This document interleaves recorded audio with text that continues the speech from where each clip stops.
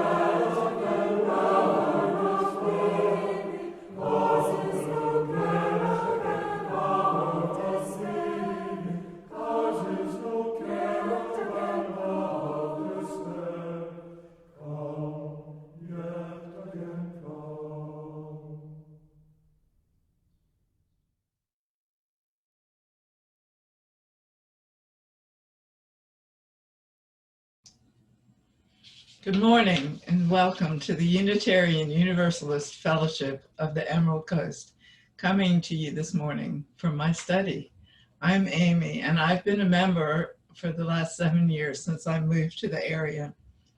As Unitarian Universalists, we believe in expansive love toward everyone.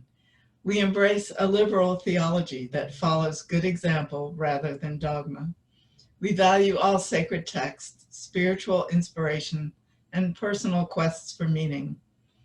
After the service, we look forward to meeting you over coffee and snacks. Oops, that's not the right message. After the service, we look forward to meeting you on Zoom at 11 o'clock, sharing ideas and catching up with one another. You'll have to bring your own coffee and snacks. The Zoom link is in the e-news and also in the email you received with the order of service. I encourage you to read the announcements you receive in your weekly e-news. Electronic communication is sometimes difficult, but it's what we have now. There's good information in the e-news, and Zoom's second hour is a great way to see each other. This morning, I will be bringing you a UU tradition, the fall ingathering and water communion.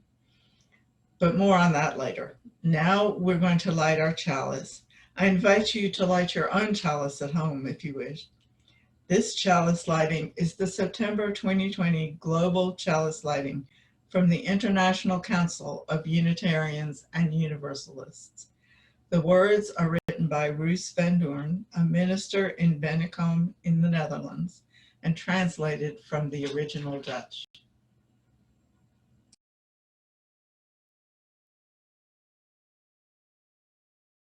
We are gathered here and now. For a moment, we've stopped working, studying, doing dishes. There are no tasks, no emails, no phone calls. We are gathered to feel closer to each other, to feel closer to ourselves, to feel closer to our deepest inspiration. The stream of life that runs through our body and runs through the world. May we be opened to see and hear in each other what our soul wants to say.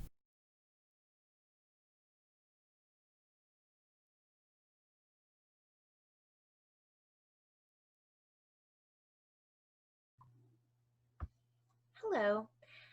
So today we're going to be reading a book called Go Home, River, and it is by James Magnus and illustrated by Diane Whittam.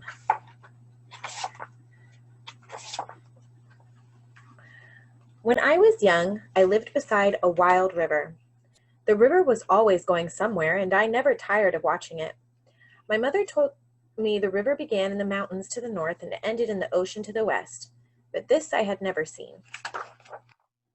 One day my father went to his boat on the edge of the river. I asked him where he was going. To the mountains in the north and the ocean in the west, he said. As I always did, I asked if I could go along. Before he'd always said not this time, but this time he said yes. So we packed the boat, Mother and Father and I, and set off up the river. Our dogs pulled on the tow line while Mother and Father pushed with their poles. With each bend in the river, the mountains grew closer while the river grew smaller. At the end of the day, we made our camp on a sandbar. We turned our boat upside down to dry in the evening sun. We cooked over a small fire and listened to geese calling from the lakes. We watched the sun slide behind the mountains and fell asleep on the ground. Each night, it was the same. On the fourth day, with the mountains all around us, we left the river. My father lifted me onto his back and we began climbing to the side of the mountain, through spruce trees, across blueberry meadows, up steep fields of tumbled rock, all the way to the edge of the snow on the highest mountain. My father put me down in the snow. I scrambled up the rocks. My feet were wet, my legs were wet. I looked back and saw my footprints filling with water. The river begins here, my father said. My mother placed dried whitefish and seal oil on a flat rock for us. Eating made me thirsty. Listen, my father said. I could hear gentle water under the rocks, but I couldn't see it. Then I found an opening where a small stream trickled down the mountain. My father showed me how to cut my hands and fingers tightly to drink.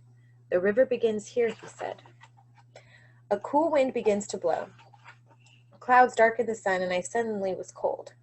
Raindrops splashed on the rocks. Clouds rumbled. Come, my father said, and he walked swiftly down an old caribou trail. Lightning flashed. A gray curtain of rain moved across the face of the mountain closer, and then we were in it. Big drops of rain trickled off my father's hair and onto my cheeks. The river begins here, he said. When we reached the river, it was full of melted snow and swollen with rain. I found a hard green rock in the riverbed and showed it to my father. His eyebrows rose. Jade, he said. We can use this. He wrapped it in caribou skin and tucked it in the boat.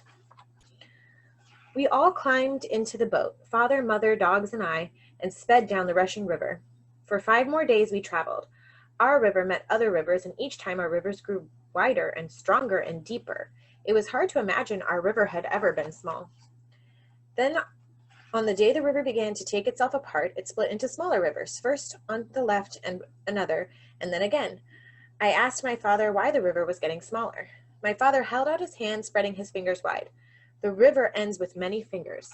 This is but one. The willows drew back from the shore, and the shore disappeared into the water. All I could see ahead was water and sky, sky and water. The river had become impossibly, fearfully large.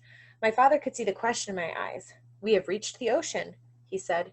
The river ends here. We paddled on until we came to a wide beach lined with boats and tents alive with people. I had never imagined this many people would be at the end of the river. I walked through the camp with my father. There were big seal skins filled with oil, carved harpoon heads of ivory, and beautiful seal skins with short black hair and white. There was bags of flour, tins of coffee, bolts of cloth, and beads of every color. It was a wondrous fair. My father unrolled his furs and set out my mother's baskets. He showed many people the jade I had found, and he traded it for an equally heavy piece of ivory. The trading lasted for days. Then, one after another, people took down their tents, loaded their boats, and paddled away along the coast. The river is going home, he said. The river does not stay in the ocean forever. On cold mornings, it rises into the clouds and goes home to the mountains. When the fog lifts, we will go home too. Soon the fog did lift, and we pushed off from the trading beach and sailed toward the river. The sun rose higher in the sky and the air grew warmer. Far away, the mountains seemed small, but I knew they were not. I could see snow that one day would melt into the river. I watched clouds pile into the mountains and lose their rain in the river too. We entered the gentle river, and I was glad. I lay down in the boat, and I felt the river flow beneath me. I could feel each stroke of the paddle pull the boat home. I watched clouds move across the sky. How easy it was for the river to float home in the clouds.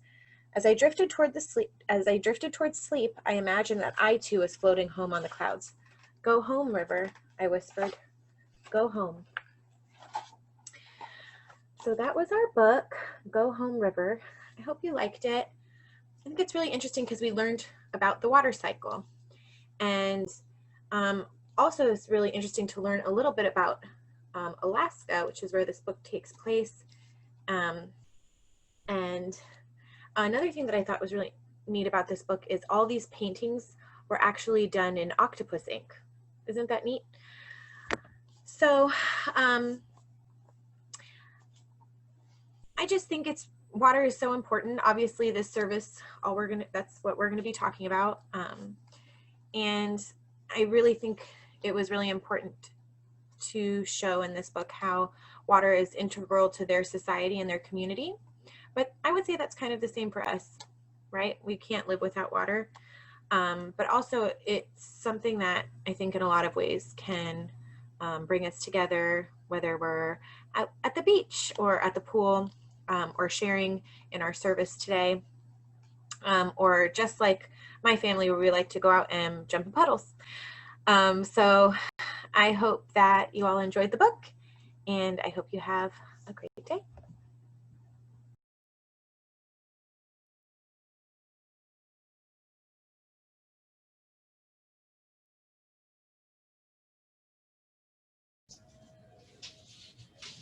Good morning again. Before I get into the message for this morning, I'd like to remind you of two other parts of our service that have had to change. Always a special tradition in our fellowship has been the sharing of personal joys, milestones, and concerns during our worship service. Since we're not together, those joys, milestones, and concerns can be sent by email to admin@uufec.com, and they will be printed in the weekly e-news. For now, I will place a few pebbles in the bowl.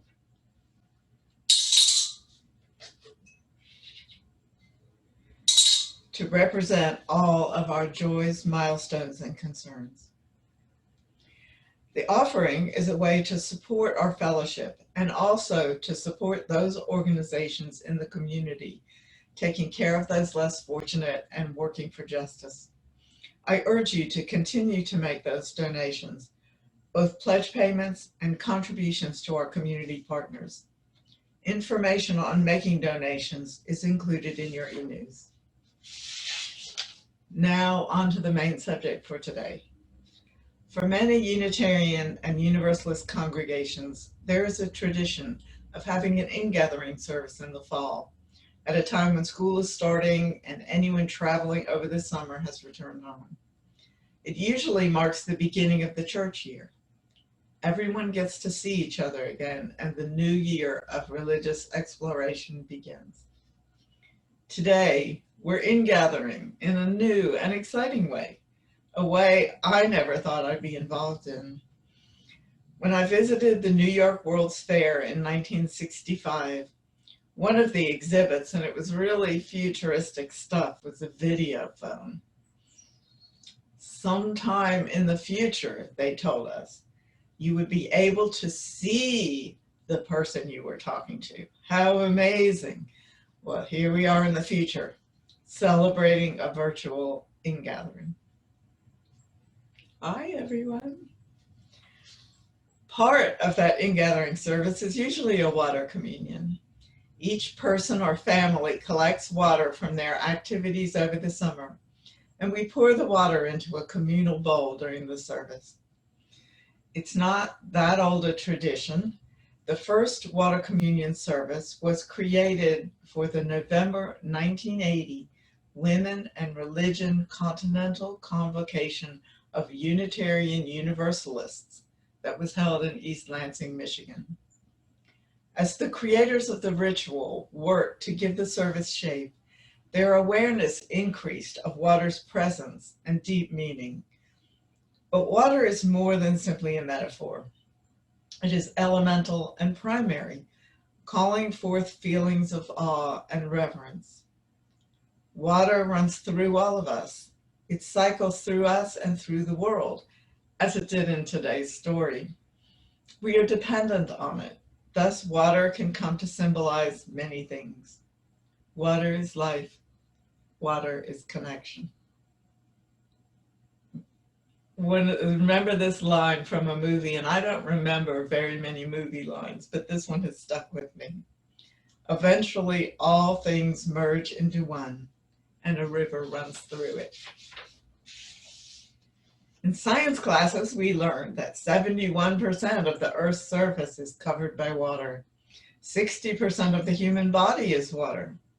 If you look at a map of Florida showing only the waterways, and you can find them easily on the internet, you'll be amazed if you hadn't already realized how much water there is around us here.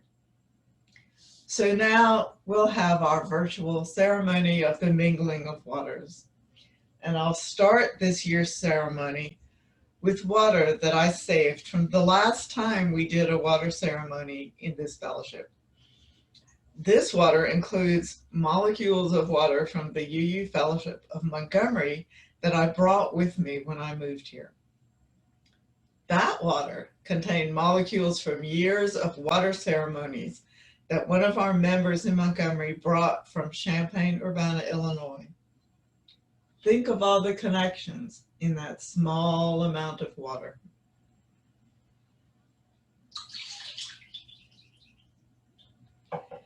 Our abundance of water reminds us that some suffer without enough. This container, now emptied of water, reminds us of all who lack access to safe and affordable water. So now we get into the sharing part.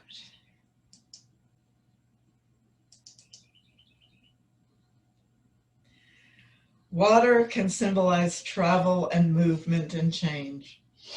Water carries us physically, but can also carry us emotionally and spiritually. So I'll add some water to our bowl.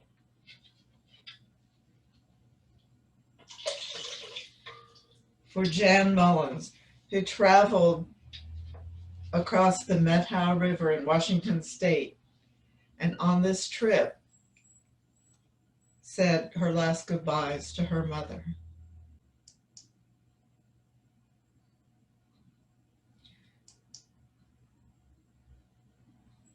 Water can represent the storms in our lives. Sometimes the storms are really storms and have names, like Sally, and sometimes they're kind of internal storms.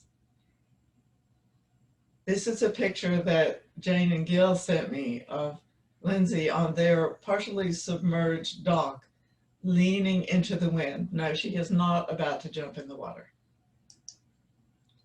And sometimes what we think of as a refuge gets blown away and filled up and messed up by these storms. And this is Amanda and Ned's pool that got a little full of debris.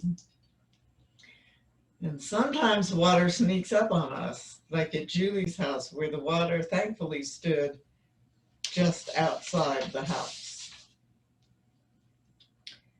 Water keeps us alive and sustains all living things. Ed Farley adding water to a bird bath to provide water for critters in the yard. And Char watering her plants to help them grow. And finally, water brings us joy. Could there be a better way to end our water communion than with Sophia's children playing in a big puddle?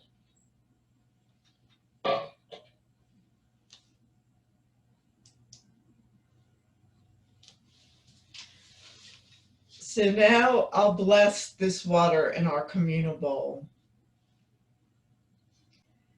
This water is sacred. It is made sacred by the many stories that each drop contains, the many lives surrounding it in this unique moment, connected by commitment and faith. This water is sacred. May it continue to flow through this community with shining reflections of the unique gifts that flow through each of its members.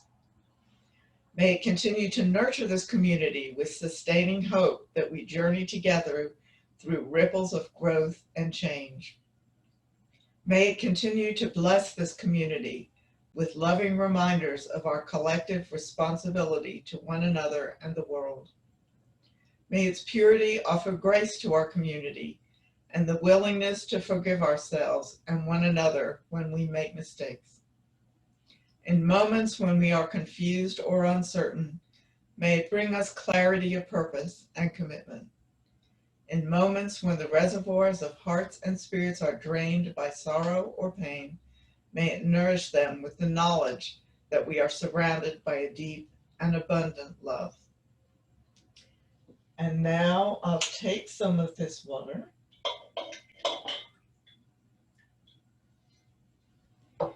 to save for a time when we can all be together again and share our water. Now we'll extinguish our chalice and listen to some more beautiful music. Our closing music is written by Sarah Thompson, who is one of my very favorite singer-songwriters. And here's what she says about the song. So these are her words. This song is inspired by and in tribute to the Standing Rock Sioux tribe and all the tribes, nations, native and non-native people coming together to protect the land and water threatened by the construction of the Dakota Access Pipeline. The song came to me on my return from Standing Rock. That morning before leaving, a meadowlark was singing right outside my tent. Be a lark from the meadow. Be a lark from this meadow, I heard it sing. We too can be larks from the meadow. We too can sing in the new day. The chorus contains two phrases in the Lakota language. Mini Wikoni, which means water is life, and Mi Dakuya Oyasin, all my relations. Water is life, and we are all connected. May it always be so.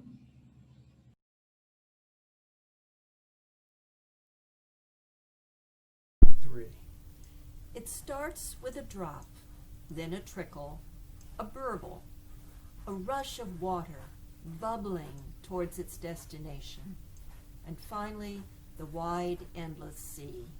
All rivers run to the sea.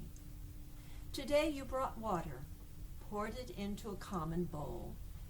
Though our experiences have differed, these waters mingle, signifying our common humanity. Today you came and shared in this sacred community. May you depart this sacred space, hearts filled with hope for new beginnings, a fresh start.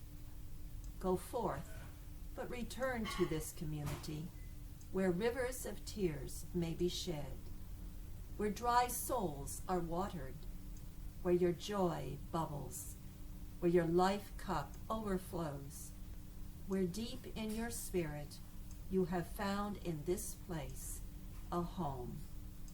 All rivers run to the sea.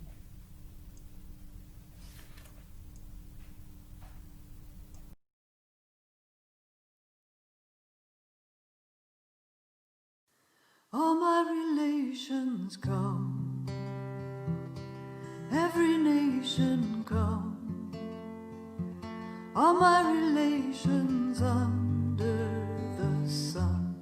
We are one, we are praying come, we are praying come, we are the song and we are the drum. We are one, we are the river come, we are the river come, we are the boat, the paddle, the shore. We are one. Many wachoni sing takuya, many wachoni sing. Many wachoni, water is life for everything. Oh yes, we are the water, sing. We are the water, sing. We are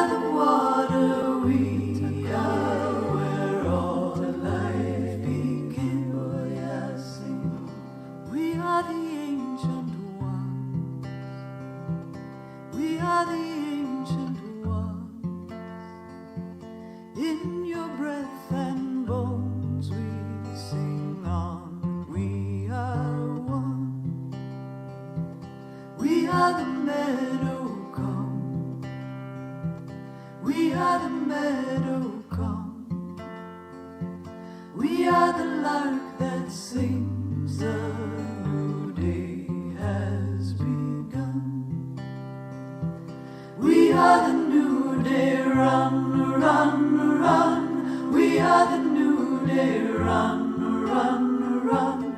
We are the old and we are the young. We are one. Many Wachoni sing Takuya, Many Wachoni sing Takuya, Many Wachoni water is life for everything. Oh yeah, sing.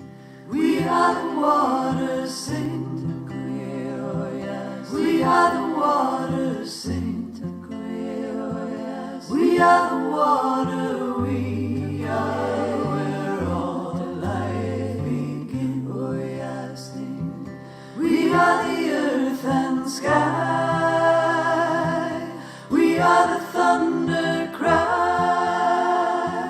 We are the fire. We are the light in your eyes.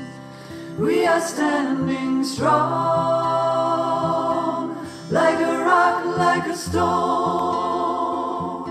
on the sacred ground we belong.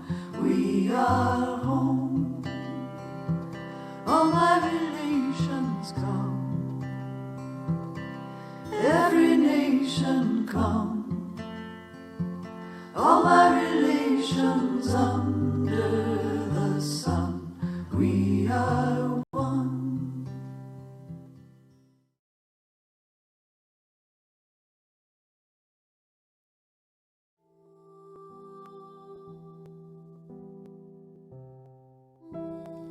When great trees fall, rocks on distant hills shudder. Lions hunker down in tall grasses, and even elephants lumber after safety. When great trees fall in forests, small things recoil into silence, their senses eroded beyond fear. And when great souls die, the air around us becomes light, rare, sterile. We breathe briefly. Our eyes briefly see with a hurtful clarity.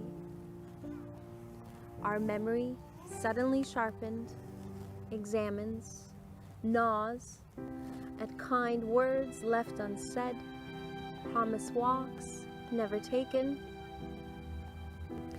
Great souls die, and our reality, bound to them, takes leave of us. Our souls, dependent upon their nurture, now shrink, wizened. Our minds, formed and informed by their radiance, fall away. We are not so much maddened as reduced to the unutterable ignorance of dark, cold caves. And when great souls die, after a period, peace blooms. Slowly and always irregularly, spaces fill with a soothing electric vibration. Our senses restored, never to be the same, whisper to us. They existed. They existed. We can be and be better, for they existed.